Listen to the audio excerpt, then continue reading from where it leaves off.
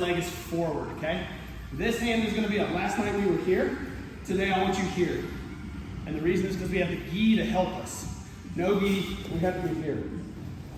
Gi, we're gonna be here. I'm waiting to be able to grab his hand. When he reaches for whatever, I grab his sleeve, okay? And then we're gonna step in front and lift with your hips, okay? Your partner doesn't even have to go down yet. Just lift him up in the air. He was very good with that. That is the safer thing. If you're falling, go. Just fall. And do the fall correctly. So you get here, grip, booty in front, stop there. If you can lift your partner, cool. If you can't, it's okay.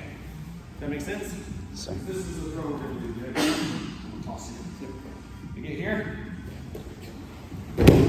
Oh. Okay? It's called Haragoshi. If we can set that up and we go for it and our partner reacts correctly, we'll get a front headlock position. So, again, here. Get your grip. Here. Get your grip on the collar so he doesn't break that grip. Overhook, feed. The hand doing the overhook is the leg that's back, okay? When my head is here, my hand is here, your feet are gonna be moving the entire time. You're not gonna stand still. Boom, I'm gonna sleeve, booty in front, start there. You should bump your partner with both butt cheeks. If they go up off their feet, cool. If they don't, cool. It doesn't really matter right now. Yes? Sir.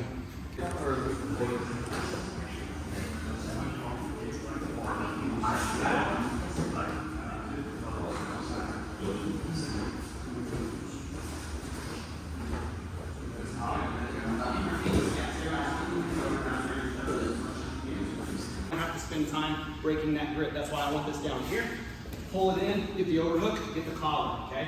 I'm here, I'm waiting, patiently moving around, I get his arm. He's gonna give that to me because he wants to make a grip. So I just don't let him grab my sleeve, so I get underneath here. If you can, you wanna be on the elbow or on the wrist. I don't wanna be on the hand and I don't wanna be above the elbow. I wanna be like right here in this grip. Now, if you're like, I'm having a hard time with the hip throw, here's the version of the tie toe shoot we're gonna do, okay? You're just gonna step across here, pull your partner over your leg, do not fall down with them. Partners, when you're being tossed, let go of your partner's back. So Jeremy has an underhook right now. He needs that because that's the proper response. But when I'm tossing him so he can slap the mat, he's gonna let go, and as he goes over, I'm gonna let go of his collar. Just like that. Once he's here, you can come to knee on belly, side control, mount, whatever you want your finishing position. Okay? And then the next one, you're like, okay, that looks really simple. That's awesome. Turn. Feet are gonna go between. You lift and mainly stand up on your the leg that's doing the grip on the sleeve. You're gonna stand on that leg. The leg that's doing the overhook. You sweep your calf into their shin and lift. Ready? Just like that. Then you gotta drop them. Let them go. Okay. So again, first version here, turn, step right next to his foot, keep turning. Jeremy did the right thing there, he's whipping. Okay? That's the safer option. If Jeremy, if Jeremy tries to catch himself when he goes over, this is what ends up happening. But we end up landing on each other. Okay? So let him go and let your partner do a correct break form. Ready? So I turn, step, toss. Just like this. And I can come down to whatever finishing position I want.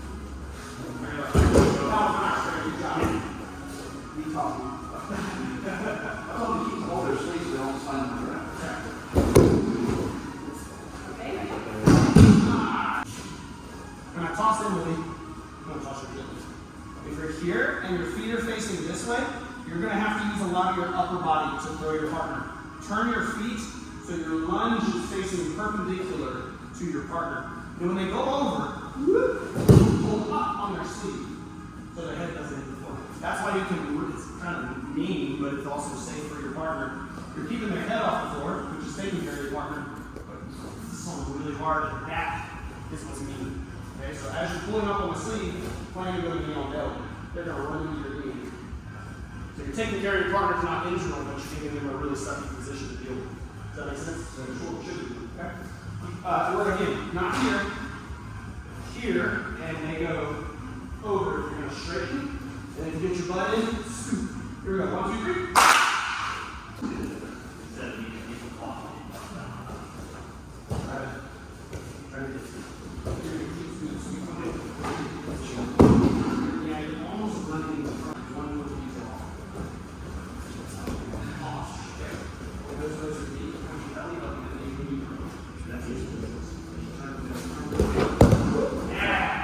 Instead of being here, rotate more. Okay? Because now he's loaded up against my leg. I'm going to lock his leg out. He'll have to go over.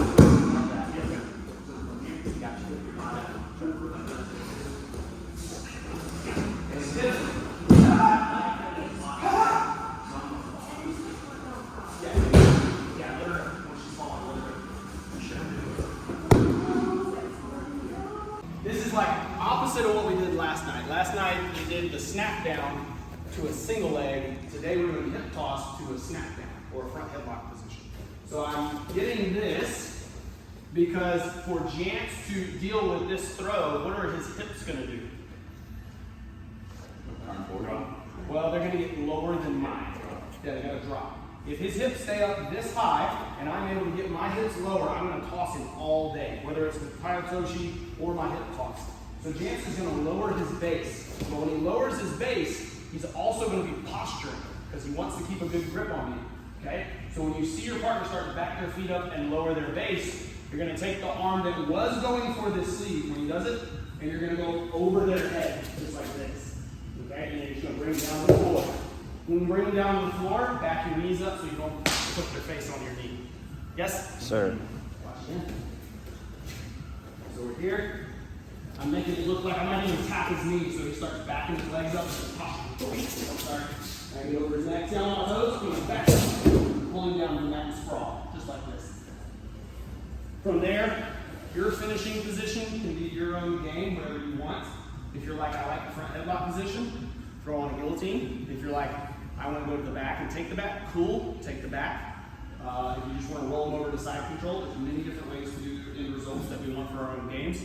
Concentrate on getting over your partner's neck. They're gonna posture, you have to break their posture down. That's why you go backwards. If you just try to drop, and he has strong posture, here, I'm giving myself to him. He's just gonna be able to pick me straight up. Like this. I don't want that. So I back up and pull his head down. Does that make sense? Sir. Any questions? So Hiragoshi or Tayotoshi, 2 front headlock. Okay? We're going to do a response drill like we did last night here in a minute, and it'll be based on what your partner gives you. If you're getting the grip and your partner's staying tall, you're going to hip toss them or Tayotoshi them. Then we're going to do that. We'll do that, and then we'll drill this and we'll get there. The other thing we can do here, do it.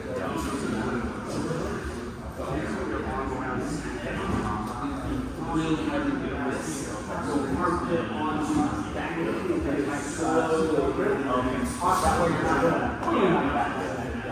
That's fine.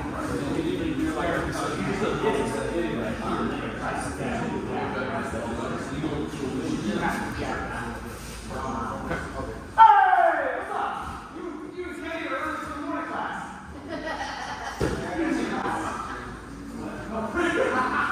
That's it. Nicely, good job. Nicely. Good job. Good job.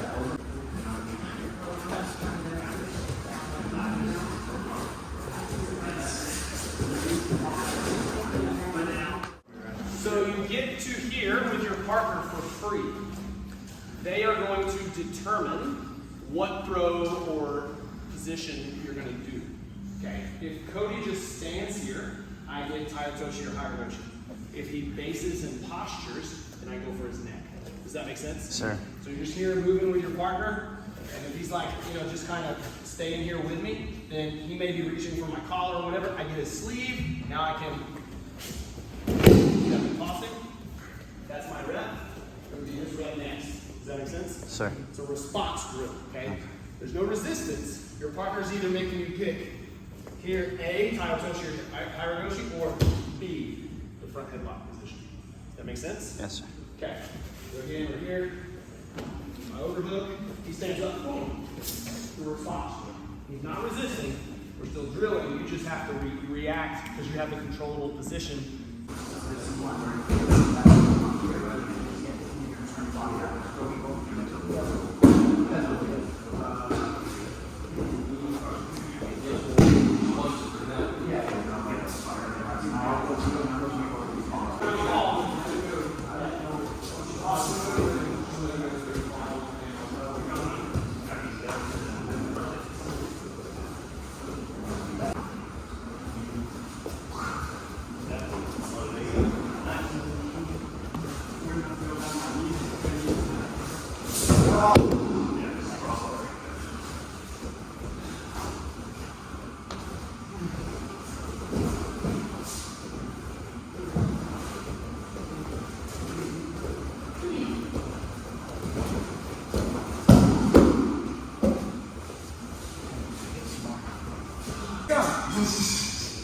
everything this week's dealing with an overhook. We're basing everything we do on an overhook. We talked about if he's grabbing something, I break this grip and I get inside last week, right? And we talked about pulling him down and hipping out and pressing over and coming to the back. Yes? Sir. So this week, go ahead and come back up. Still gonna work on this grip break. Boom, get inside. I get my inside collar grip. As I pull Dennis down, I'm gonna keep this hand on this side and I'm gonna get my overhook around this arm. Once I make my overhook, I'm gonna feed the far lapel with my fingers, just like we did standing up, nothing changes. I have to hip out, see how I pull his arm? I'm gonna go over, cross my feet, and then I work to pass his lapel to my hand. This should already be very tight on Dennis's neck. Yes? Sir. This is for control, my posture. It's very hard for him to posture. If he puts me flat on my back, I just keep dipping out and getting back out to the side. I want to be on 2 buttons, not 4 buttons. Yes? Sir. I have triangle as an option. This is what we did last night. I can go like spider guard grip, step, grab my shin, cross and finish. But today, we have the gi. Why not use the gi? All I'm going to do is make sure this grip is super duper tight, grab the fabric here, drop my elbow under his chin, and create a cross choke. Okay? A little bit different. I am cocking my wrist, but I'm also going to send my elbow underneath. This is not one where I pull to my ribs like a normal cross choke. This arm is pulling because it's on his collar. This one is going underneath his chin. That's why you want to take your time to get this grip. And Dennis might be, messing with my hand or whatever. So I just let go, get my hand back, break that grip. He grabs this. I want to make sure I break that grip and get it back. Deep here. If you can get your thumb in the lapel, awesome. That's going to make it even worse. I just send my elbow under his chin here. Does that make sense? Yes, you have to have a firm grip with this hand with whatever you end up grabbing. Okay? Any questions on that? Okay, you do what? Don't you usually have your feet, otherwise you can't push it down? Yes, you can, but right now, I'm not going anywhere. push my foot down, Dennis. Yeah.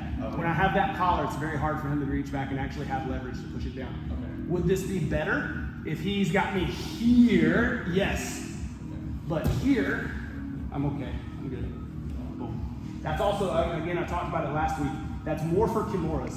Because in going for this kimura, I have to let go of whatever grips I had. That gives him the opportunity to push my foot down. And he's much more mobile here than he would be if I'm here. That makes sense? Yeah. So you can decide how you want your feet. This is usually how I tell people, but right now it's really not that big of a concern. The concern is the grips here. Okay?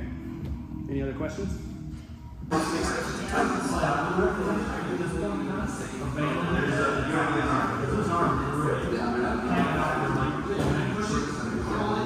how was your life?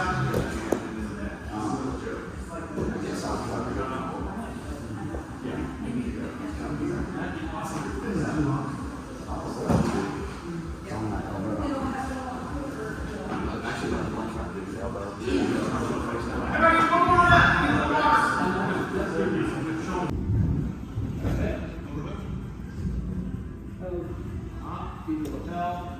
Okay, put your left hand on the back of your head. Like that. Start your roll here.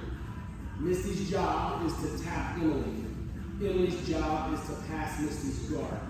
If Emily passes Misty's guard, she wins, they switch. If Misty taps Emily, she wins, they switch.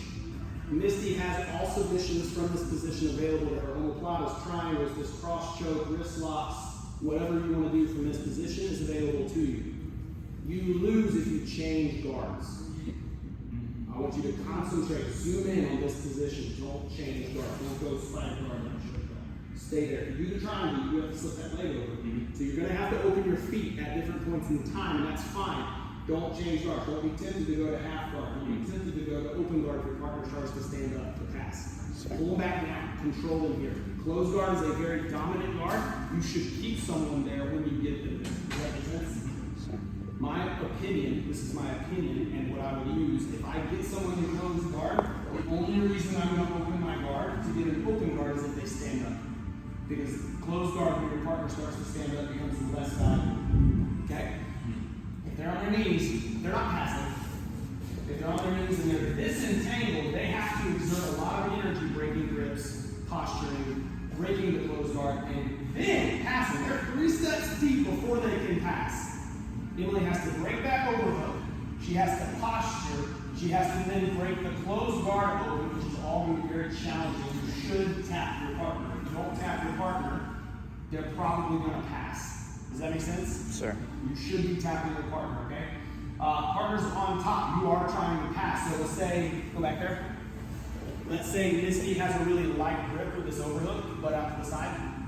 Hips out to the side. There we go. Say she has a light grip and Emily is able to break the grip on the collar and dead arm her arm out to the right. Boom. Misty now, because she lost those 3 steps, we're very neutral now. So for Misty, she has to win Emily's posture, she has to win the overhook, and she has to control the grips at that point again. Does that make sense? Sure. Okay. Are there other submissions and things we can do here? Yes. We can continue rolling from here to submit your partner. No sweeps, just submit your partner. Does that make sense? If there's no submission in the first 3 minutes, we will switch automatically. It's going to be 1 5-minute round. Sorry, 2.5 minutes. It'll be 1 5-minute round. So if I'm watching or you're watching the clock and nobody's able to do anything, it's very even round. Go ahead and switch who's on top, who's on bottom for the next 2.5 minutes. Does that make sense? Sure. This is trading back and forth, back and forth. If Misty taps Emily, they switch. If Emily passes Misty guard, they switch. Make sense? Sure. All right, let's work 1, 2, 3.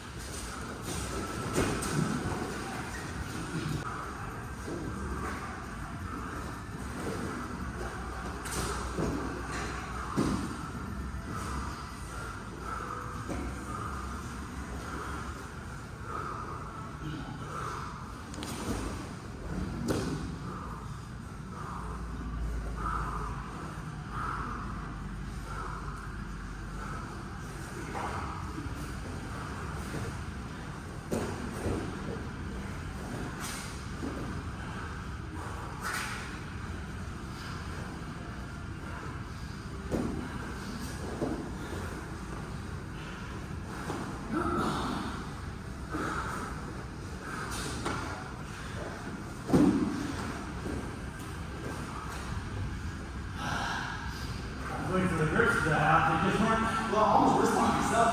You had 20 seconds. I was looking. Your shoulder was going this way.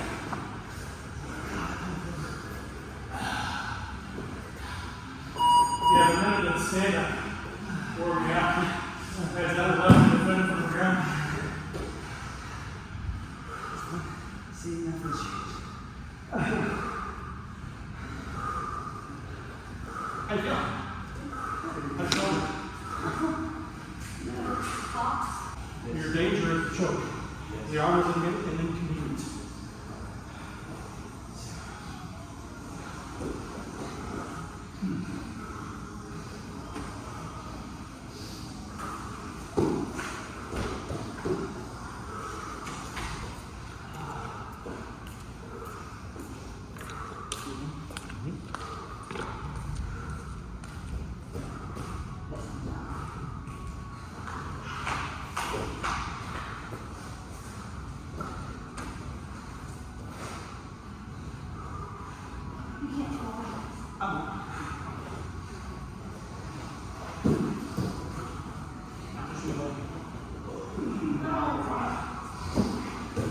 That's what James did to you. Yeah.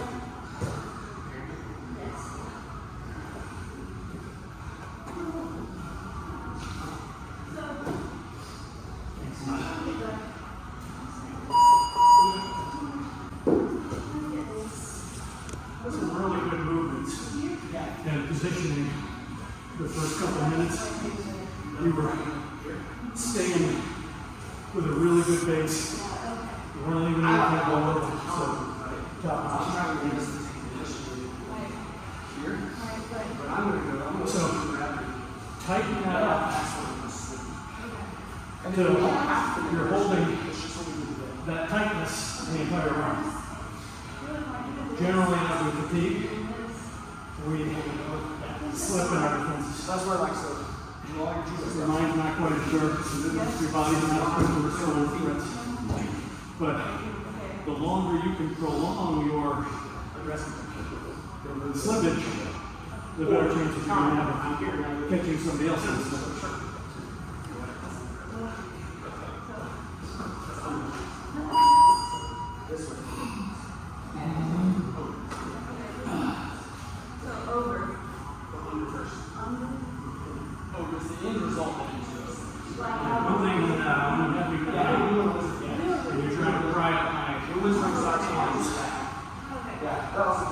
When you're going with a big strong guy, you're going to be virtually impossible to pry an arms, especially with your arms. You need to use your knees. Tuck your knees to T-Rex arms, right? So they're nice and tight. I would have a hard time breaking your arms. So I'm going to walk high. Okay, so that is already weakening your arms.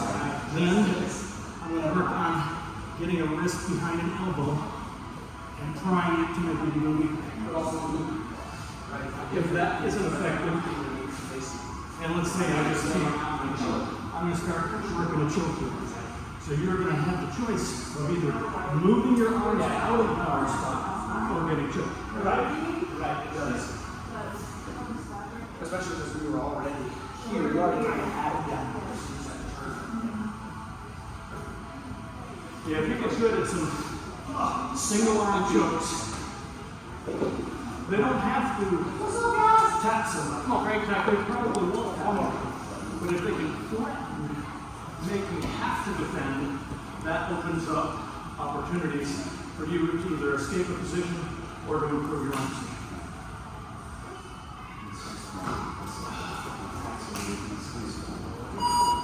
And that's true for everybody.